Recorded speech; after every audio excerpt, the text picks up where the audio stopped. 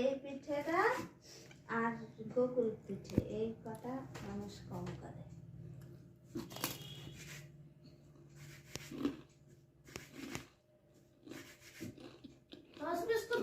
তাহলে কি কি করে? বাবা তুমি কি করা কঠিন না, অনেকে করতে চায় না।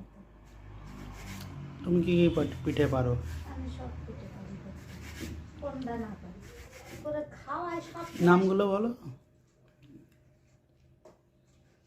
বকুল পিঠে, চুষি পিঠে, পুলি, তারপরে